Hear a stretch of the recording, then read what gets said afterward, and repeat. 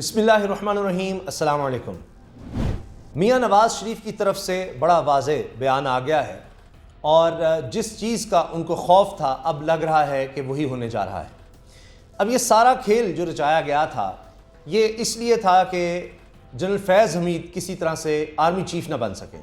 सिर्फ़ और सिर्फ ये मामला था कि जी जनरल फैज़ हमीद आर्मी चीफ़ बन सकते हैं और उसके बाद पता नहीं क्या हो जाएगा, किस तरह का एहतसाब होगा और फिर हम तो इलेक्शन में किसी तरह से आ ही नहीं सकेंगे, कहानी ख़त्म हो जाएगी। अब इस चीज़ की तस्दीक ये बातें पहले ही हो रही हैं, मैं इसका जिक्र कर चुका हूँ वीडियोज़ में, लेकिन अब तो मियाँ जावेद लतीफ़, बिल्कुल वही मियाँ जावेद लतीफ़ जो काबीना का हिस्सा भी हैं और सिर्फ़ नवाज़ शरीफ और मरीम नवाज़ साहबा के कहने पर काबीना का हिस्सा हैं। हत्ता कि उन्होंने वो बातें कर दी हैं कि शाहिद खाकान अब्बासी साहब को भी कहना पड़ गया कि जी अगर उनको एतराज़ात हैं, शहबाज शरीफ से खुश नहीं हैं तो वो फिर काबीना का हिस्सा ना रहें। अब मियाँ जावेद लतीफ़ साहब कोई ऐसे तो है नहीं कि उन्होंने ये सब बातें खुद ही कर दी हैं, प्रेस कॉन्फ्रेंस खुद कर दी हो, ये मियाँ नवाज़ शरीफ के कहने पर की है। अब जिस तरह MQM लंदन, MQM पाकिस्तान थी, बिल्कुल इस तरह अब PML नून लंदन भी है और PML एक पाकिस्तान में भी है, यानी वो शीन नून सब अलग हो चुका है।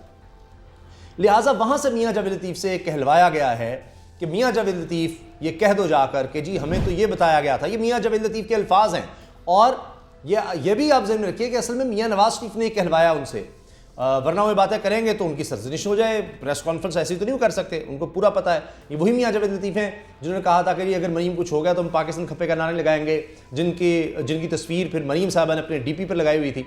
तो उन्होंने कहा है कि जी हमें ये कहा गया कि जी वो एक कुर्सी का मामला है, वहाँ पर कोई आकर बैठ जाएगा और फिर मामला आपके हाथ से निकल जाएंगे, फिर ये नहीं हो सकेगा। तो हमसे अदम एतमाद करवाया गया। ये इतने दूध पीते बच्चे थे, ये सारे जरदारी साहब, नवाज शरीफ, शहबाज शरीफ, एक एक फैसला नवाज शरीफ से होता रहा। काबीना तक वो डिसाइड करते रहे, जाके बिलावल साहब मिलते रहे, पूरी काबीना जाके नवाज शरीफ से मिलती रही, वो सारा कुछ होता रहा। अब वो कह रहे हैं जी हमसे ये फैसला करवाया गया। अब पूछा जा रहा है बताएं ना किसने करवाया, किसने आपको ये कहा था कि जनाब वो कुर्सी पर कोई आ जाएगा, यानी जनरल फैज़ हमीद आर्मी चीफ बन जाएगा और वो आपको छोड़ेगा नहीं। तो इसलिए यानी इमरान खान जनरल फैज़ हमीद को आर्मी चीफ लगा देंगे। इमरान खान साहब जनाब वो तो कसम खाने तक जा चुके हैं कि मैंने ऐसा कुछ सोचा भी नहीं था और जब वक्त आएगा तब इस पर सोचा जाना था। ये तक कहते रहे कि हाँ बतौर DGISI ज़रूर मैं कंटिन्यू करवाना चाहता था कि अफ़गानिस्तान के जिस तरह के हालात थे तो मैं चाहता था वो कुछ अर्सा कंटिन्यू करें। और अभी भी अगर आप देखें तो फैज़ हमीद साहब कोर कमांडर पेशावर हैं और TTP के साथ मुज़ाकरात में क्या हो रहा है क्या नहीं, ब्रीफिंग वही देते हैं मौजूदा हुकूमत को भी। और ये वही फैज़ हमीद हैं जिनके खिलाफ मरीम साहबा प्रेस कॉन्फ्रेंस करती थी, अदालतों में जाकर दरखास्तें देती थी और उन्हीं से अब ब्रीफिंग भी ली जा रही है। तो उनके हवाले से फिर ISPR को भी कहना पड़ा फैज़ हमीद साहब के हवाले से कि जी ये कोर बड़ी अहम कोर है, पेशावर कोर जो है जिसको फैज़ हमीद साहब संभाल रहे हैं, क्योंकि इतनी उनके खिलाफ बातें और प्रोपेगेंडा शुरू हो गया था। तो अब सारा कुछ जो खेल रचाया गया सिर्फ और सिर्फ इसलिए था, कोई मुल्क को बचाने के लिए नहीं, कोई कुछ नहीं। एक खौफ था इनके जहन में, एक ख़तरा था कि जनाब हमारे केसेस का क्या होगा, इलेक्शंस का क्या होगा, ये है वो है। तो सिर्फ ये था कि जी इमरान खान नहीं रहना चाहिए नवंबर तक, उससे पहले हटाएं कि वो कोई यानी आर्मी चीफ ना लगा दें जनरल फैज़ हमीद को। जबकि इमरान खान साहब कहते हैं कि मैं ये देख चुका हूँ कि नवाज शरीफ ने क्या किया, अपनी मर्जी का वो हमेशा करते थे कि जी आर्मी चीफ मैंने अपना लगाया है और फिर क्या होता था उसी आर्मी चीफ से उनके ताल्लुकात ख़राब हो जाते थे। तो इमरान खान साहब कहते हैं मेरिट के सिवा मैंने कभी ज़िंदगी में नहीं किया कुछ। टीम में देख लें, आज आप शौकत खानम को देख लें, नमल यूनिवर्सिटी को देख लें, क्या कोई कह सकता है कि जनाब कोई रिश्तेदार या किसी को इस तरह से लगाया हो कि जनाब कोई ताल्लुक़ है, कोई वास्ता है, किसी को oblige करना है, क्या इस तरह से इदारे चल सकते हैं? तो शौकत खानम में क्या आप कह सकते हैं कि जी इमरान खान ने किसी को नवाजने के लिए वहाँ पर कोई बंदा बिठाया हुआ है, कोई डॉक्टर लगाया हुआ है? कंपिटेंसी, मेरिट, तो यही चीज़ इमरान खान साहब कहते हैं मैं इदारों में लाना चाहता था। लेकिन अब हुआ यह है कि सारी तदबीरें उल्टी पड़ गई। अब मियाँ जावेद लतीफ़ ने ये तो कहानी सारी सुना दी कि जनाब वो कुर्सी का हमें कहा गया था, ये था वो था। ख्वाजा साद रफ़ीक साहब भी इस तरह की बातें करने लगे हैं, जी हमसे पेट्रोल महंगा करवा कर और जनाब इलेक्शन में धकेल दिया गया, फलां है ये है। यानी कभी इधर की बात कभी उधर की बात, कोई सोच कोई नजर नहीं है। अब साद रफ़ीक साहब जब आकर कहते हैं कि जनाब हम मुद्दत पूरी करेंगे, तो साद कहते हैं हमने तो सीटें जीती हैं, 5 सीटें जो हमारे पास पहले नहीं थी वो हमारे पास आ गई हैं। बड़े मुतमईन हैं, वैसे बड़े ही मुतमईन हैं। इतना यानी शिकस्त पर इतनी बदतरीन शिकस्त उस पर मुतमईन मैंने कम ही देखा है। मरीम साहब अभी इस तरह की बातें कर रही हैं। लेकिन एक और बड़ी खौफनाक बात हुई है, मरीम नवाज साहब ने एक रीट्वीट किया है। रीट्वीट का मतलब है कि वो इसको खुद फैला रही हैं। तो वो रीट्वीट क्या है कि जनाब महंगाई शहबाज शरीफ के दौर में भी हुई है, डॉलर इतना ऊपर चला गया शहबाज शरीफ के दौर में, ये उसमें लिखा हुआ है उस ट्वीट में, आप देखिए। और नवाज शरीफ के दौर में जनाब डॉलर कंट्रोल में था। अब वो भी ये दिखाना चाहती हैं कि जब नवाज शरीफ जनाब वजीर आजम थे तो सब तब ठीक था, अब वो चचा को नहीं समझ रही। और यहां तक उन्होंने कहा है कि जी ये सब कहते हैं जी मैंने कंपेन की तो मैं अकेली क्या कुछ करती, और जो कुछ मेरे से हो सकता था मैंने किया। ये नवाज शरीफ साहब को उन्होंने शिकायत भी लगाई है। नवाज शरीफ ने कहा नहीं आपने बड़ी अच्छी कंपेन की है, शाबाश ये वो। लेकिन जब से मरीम साहबा सियासत में आई हैं, आप देखिए मियां नवाज शरीफ नीचे से नीचे। वो प्राइम मिनिस्टर हाउस में जब गई, नवाज शरीफ साहब प्राइम मिनिस्टर हाउस से निकाले गए। उन्होंने गिलगित बल्तिस्तान की कंपेन चलाई, इलेक्शन में शिकस्त। आज़ाद कश्मीर में कंपेन चलाई, शिकस्त। ये ज़िमनी इलेक्शन अपनी हुकूमत होते हुए, जिसमें कभी भी तारीख में नून लीग नहीं हारी, अपनी हुकूमत में इलेक्शंस नहीं हारती नून लीग, उनको बड़ा अच्छा मैनेज करना आता है। और ये सब कह रहे थे, सब तजज़ियाकार जानते थे कि जनाब ठीक है, पोल्स में मकबूलियत में इमरान खान आगे है, हर लिहाज से इमरान खान आगे है, कारकर्दगी इनकी सिफर है, सब ये मान रहे थे। लेकिन सब साथ कहते थे लेकिन नून लीग को मैनेज करना आता है, उनको मीडिया मैनेज करना आता है, उनको हर तरह से इलेक्शन मैनेज करना आता है, उनको इदारों को कंट्रोल करना, सबको साथ, पुलिस का और इलेक्शन डे पर इस्तेमाल सब कुछ आता है, उनसे नहीं जीता जा सकता। वो तारीख में जनाब पहली दफ़ा वो भी हो गया। वहाँ भी मरीम साहिबा वो कैंपेन चला रही थी। अब आप देखें कि मरीम नवाज साहिबा ने बाकायदा ये बात रीट्वीट कर दी, जिससे ये साबित होता है कि वो खुद अब शहबाज शरीफ साहब को निकलवाना चाहती हैं, या वो कह रही हैं कि जनाब ये तो फारिग है। अब जो ये एक ट्वीट है जी, सैफ अवान साहब ये करते हैं, डॉलर 222 का हो गया, 2 दिन में डॉलर 10 रुपये महंगा हुआ। नवाज शरीफ वज़ीर आज़म था तो डॉलर 103 रुपये का था। अच्छा, वैसे नून लीग के दौर में ही ये यानी नवाज शरीफ साहब हटाए गए, उसके बाद इसहाक डार साहब भी गए, तो फिर ये कुछ 130 के लगभग आ गया था।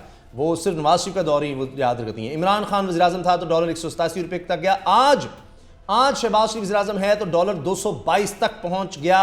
जिस दिन का नवाज शरीफ को वज़ारत उज़्मा से हटाया, पाकिस्तान तनज़्ज़ुल की जानिब गामज़न है। ये मरीम साहिबा रीट्वीट कर रही हैं कि जनाब आज शहबाज शरीफ वज़ीर आज़म है तो डॉलर 222 पर चला गया है। ये वो यानी शहबाज शरीफ कह रही हैं आज कि जी शहबाज शरीफ मेरे चच्चा वज़ीर आज़म है तो देखें डॉलर का क्या हाल हो गया है, वो ये बात कर रही हैं। और ये जनाब एक सैफ अमान साहब जो जर्नलिस्ट हैं, उनको उन्होंने रीट्वीट कर दिया है। तो ये तो हाल है कि वो अब अपने चच्चा को ही नहीं पसंद करें कि ये निकले। तो ये अब इस तरह के बयानात ऐसे नहीं मियां जवेद लतीफ़ से दिलवाए जा रहे शहबाज शरीफ के खिलाफ कि जनाब हमारे साथ ये हो गया वो हो गया। ये चीज़ें सारी सामने थी। खुर्रम दस्तगीर का बयान आप देखें कि जनाब हमारे खिलाफ जो केसेस थे मुंतकी अंजाम तक पहुंच जाने थे तो हमने तो नाहल हो जाना था, इसलिए ये आए थे। तभी तो उन्होंने कहा कि नैब के साथ मईशत नहीं चल सकती, नैब के साथ मुल्क नहीं चल सकता। आपने उसको खात्मा कर लिया जिस काम के लिए आप आए थे, तो क्या मुल्क चल रहा है? मईशत का बुरा हाल है, बेड़ा गर्क है। अब ये जो जनरल फैज़ हमीद का रास्ता रोकने आए थे, जो जनरल ना बन जाए, ये ना हो जाए, वो ना हो जाए, सारा कुछ करके देख लिया, उनके खिलाफ कैंपेन चला कर देख ली, सब कुछ किया। अब क्या उनका रास्ता रोक लिया है? अब तो हालात ये हैं कि आज गई कल गई, हुकूमत को कुछ पता ही नहीं, डामाडोल है जी। यानी ये जो कह रहे हैं ना, मैं आपको पक्की खबर दे रहा हूँ, ये जो आकर कह रहे हैं कि जी इत्तेहादियों ने फैसला कर लिया है कि जनाब हम मुद्दत पूरी करेंगे, इसमें नवाज शरीफ नहीं है शामिल। जिसकी पार्टी है, जो हेड है, वो कह रहा है कि जनाब मैं इसमें शामिल नहीं हूँ। वो नहीं कहता कि जी मुद्दत पूरी करनी है या कुछ करना है। ये तो हाल है इस वक्त। तो जिसकी अपनी बेस ना हो घर से ही, वो क्या हुकूमत चलाएगा? वहाँ पर अली वज़ीर ने कहा है जी कि जनाब वो अली वज़ीर की बात हुई है इजलास में, अंदर की बात आ रहा हूँ कि जी वो मोहसिन दावड़ कह रहे हैं कि जी अली वज़ीर तो जनाब वो रिहाई नहीं है, फ़ायदा क्या हमें आकर। उधर MQM वाले लोग शिकायत कर रहे हैं महंगाई बहुत है, फ़लाँ है जी, ये है वो है, शिकायतें कर रहे हैं। यानी वो किसी वक्त भी इधर हो सकते हैं। अख्तर मेंगल साहब वो भी इत्तेहादी, 16 जमातें तो हैं जनाब, किस को खुश करें शहबाज शरीफ साहब? उनसे तो अपने भाई खुश नहीं हो रहे, वो कहते हैं जान छोड़ो, निकलो यहाँ से वज़ारत उज़्मा से। तो हाल ये है कि अख्तर मेंगल साहब ने पूरा एक वो दे दिया डिमांड्स की लिस्ट कि ये करें। वो उनके 4 लोग हैं, वो किसी वक्त निकल सकते हैं। तो यहाँ कभी भी कुछ हो सकता है। तो जिस वजह से रोकने आए थे, सारा करने आए थे, अब वही उल्टा पड़ सकता है। तो वो दोबारा जनाब रेस में है, हुकूमत किसी वक्त भी जा सकती है। और उसके बाद अगर इमरान खान साहब गवर्नमेंट आती है तो वो देखेंगे कि कौन आर्मी चीफ होगा, और उसमें जनरल फैज़ साहब जो हैं वो फ्रंट रनर हो सकते हैं। तो वो तो इनको तो कोई फ़ायदा नहीं हुआ। अच्छा, फिर ये कि आप एक और चीज़ नोट कीजिए कि इन्होंने ये कोशिश की है कि अब हम आगे चलते हैं और किसी तरह से आर्मी चीफ को, जनरल क़मर जावेद बाजवा को हम एक्सटेंशन दे दें। तो ये हमारी बचत है कि इसी तरह से मामला चलता रहे, कोई नया बंदा ना आए और वो हम एक्सटेंशन दें अगले इलेक्शन में, यही एक हमारे साथ कोई हो सकती है बेहतरी। अदरवाइज़ तो कोई चांस ही नहीं है, नया बंदा आ जाएगा तो पता नहीं क्या होगा, क्या हो जाएगा। तो इसलिए अब फ़िलहाल एक तो ये कि जी किस तरह हम ड्रैग कर सकते हैं, नवंबर तक किस तरह से चले जाएँ, कोई एक्सटेंशन का मामला हो जाए, वो बड़ा मुश्किल नज़र आ रहा है क्योंकि ये ट्रैप हो चुके हैं। वो आगे कुआं पीछे खाई है, तो अभी जाते हैं तब भी काम ख़राब है। जितनी डिले करेंगे इमरान खान की मकबूलियत और ज़्यादा होगी। तो अब इसहाक डार साहब वापस आ रहे थे, उन्होंने भी कह दिया कि मैं आ रहा हूँ, मुझे डॉक्टर ने इजाज़त दे दी, वो भी रुक गए। तो ये तो कुछ भी हो सकता है। अब तो मरीम साहबा को नवाज शरीफ साहब कहेंगे जी निकलो यहाँ से, आ जाओ, भागो। सब भागने की तैयारी में है कि हमें वक्त मिल जाए निकलने का, अपना हो जाता है ना सामान समेटने का वक्त हो जाए, इसलिए डिले करो सारा अपना कारोबार जिस तरह भी है सेटल करके निकलने की। हमारे पास ये ऑप्शन होनी चाहिए, जितनी जल्दी हो सके हम 24 घंटे के अंदर निकल सकें, जो भी अपना कुछ करना है। ये नहीं कि पकड़े जाएं उसके बाद फिर किस तरह से होगा। तो जो माल शाल इकट्ठा करना है निकाल लें यहाँ से, किसी वक्त भी बाहर भागना पड़ सकता है। और वो सब लोग, शहबाज शरीफ साहब के बेटे सलमान शहबाज तो पहले ही बाहर हैं, मफरूर हैं, वो बार बार से ही घूमते फिरते हैं। शहबाज शरीफ साहब अगर तुर्की का दौरा करें वरना नहीं आते। फिर आप देखें कि इनके दामाद, शहबाज शरीफ साहब के वज़ीर-ए-आज़म का दामाद बेटी, वो भी बाहर हैं। नवाज शरीफ साहब पहले ही बाहर भागे, उनके बच्चे भी वहीं पर हैं, वो भी मफरूर हैं, अदालतों को मतलूब हैं। इसहाक डार साहब ने वापस आने कहा था, वो भी नाम लेकर के। आबिद शेर अली साहब आए हैं, ये भी किसी वक्त वापस जा सकते हैं।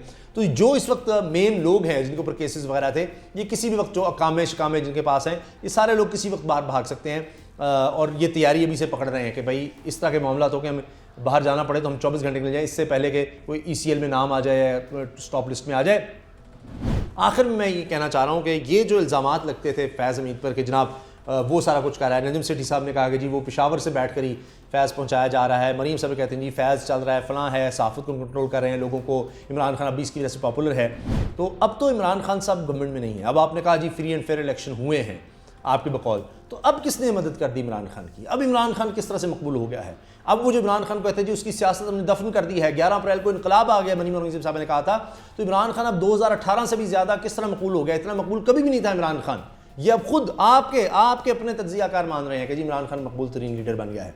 इसी तरह से जनाब वो जनरल फैज़ को आप पता नहीं क्या करना चाहते थे कि उसको कोई काले पानी की सज़ा हो जाए, वो कोई बदनाम हो जाए, कोई उसको कोर्ट मार्शल हो जाए, उसको किस तरह से निकाला जाए, कुछ हो जाए। वो सबसे ज़्यादा फिर मकबूल हो गए हैं, वो फिर भी उस रेस में हैं। तो हासिल आपको क्या हुआ? कुछ वक्त के लिए आपने अपने केसेस दबा दिए, लेकिन लोगों को, कौम को पता लग गया कि आप किस मकसद के लिए आए थे। आवाम के लिए तो नहीं आए थे। वरना आप जो आज कह लगा रहे थे, जो आप जिस तरह से लोगों की परेशानी पर, स्टॉक एक्सचेंज क्रैश, गुर्बत, महंगाई, बेरोज़गारी, $1 225 का भी नहीं मिल रहा, इतनी तबाही मुल्क में कभी नहीं थी माशी तौर पर। श्रीलंका के हालात की बात हो रही है, मुल्क के दिवालिया खुदा न खास्ता मुल्क हो सकता है, इसकी बात हो रही है। आप कह लगा रहे हैं, हंस रहे हैं, एक दूसरे पर हाथ मार रहे हैं।